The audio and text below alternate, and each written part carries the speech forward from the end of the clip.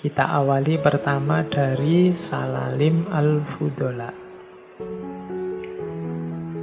Saya ambil isu dasarnya dulu dari Salalim, yaitu keterkaitan antara syariat, thariqat, dan hakikat. Ini 3 istilah yang dibahas oleh banyak sufi. Karena rupanya banyak orang yang salah paham terhadap tasawuf. Dianggapnya tasawuf itu sudah anti syariat, tidak menjalankan syariat lagi. Dianggapnya orang-orang sufi itu sudah merasa makomnya tinggi sehingga sudah tidak mau syariat lagi.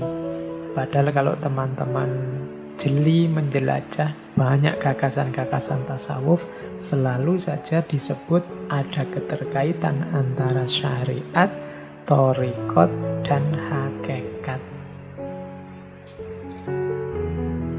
Syariat itu berarti ketetapan-ketetapan Allah untuk kita jalankan, termasuk larangan-larangannya untuk kita tinggalkan, yang itu disebut dalam Al-Quran dan Sunnah. Wilayahnya adalah wilayah fikih. Sholat, zakat, puasa, sedekah, wudhu, dan lain sebagainya. Ini namanya syariat. Ada dasarnya Al-Quran, ada dasarnya Sunnah. Semua perilaku kita sebagai seorang yang beragama, seorang Muslim, harus punya dasar, punya akar dalam syariat. Tidak boleh ngarang sendiri.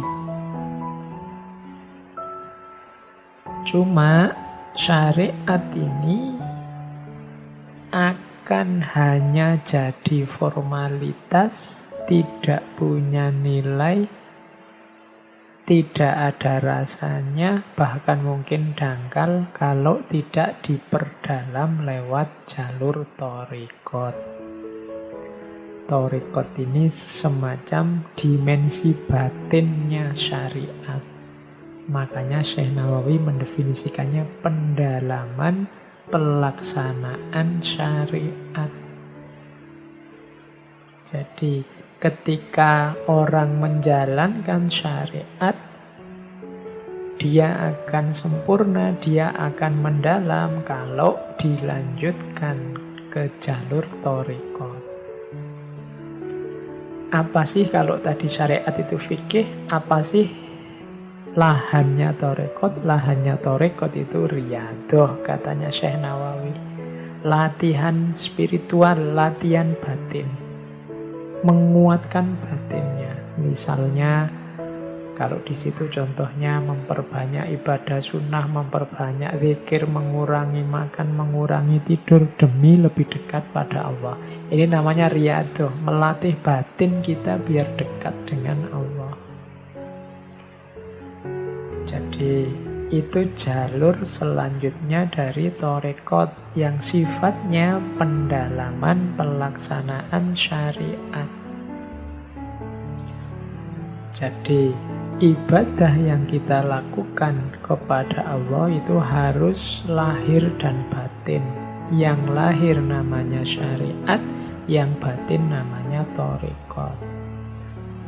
Thariqat di sini definisinya agak berbeda dengan thariqat yang sudah jadi lembaga. Itu nanti kita jelaskan tersendiri. Tapi yang dimaksud thariqat di sini itu pendalaman terhadap pelaksanaan syariat dalam aspek batinnya. Nah, ibadah kita pada Allah kalau utuh syariat dan thariqatnya, kita akan mendapatkan anugerah dari Allah namanya hakikat. Jadi hakikat ini kalau Imam Ghazali menyebutnya ma'rifat. Terbukalah segala rahasia, terbukalah hakikat dari kehidupan ini, terbukalah hal-hal yang tersembunyi yang selama ini tidak tampak. Dan itu semua dianugerahkan oleh Allah pada kita. Jadi melahirkan kesadaran hakikat. Ini buahnya syariat dan thariqat. Kalau syariat dan thariqatnya beres, Allah menganugerahkan hakikat. Syekh Nawawi menggunakan pralambang, menggunakan isyarat. Syariat itu seperti perahunya, thariqat itu adalah lautnya, dan hakikat itu seperti mutiara yang tersembunyi. Tadi disebut syariat harus ada. Iya, kalau syariat itu ibaratnya perahu. Kalau tidak ada perahunya, ya kita tidak bisa mengarungi lautan.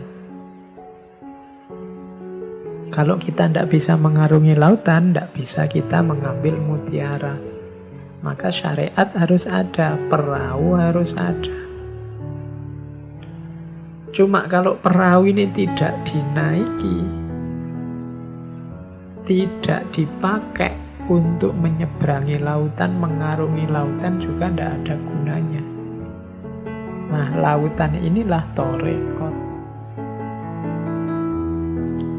Ibadah yang lahir dan batin, perahu dan lautan.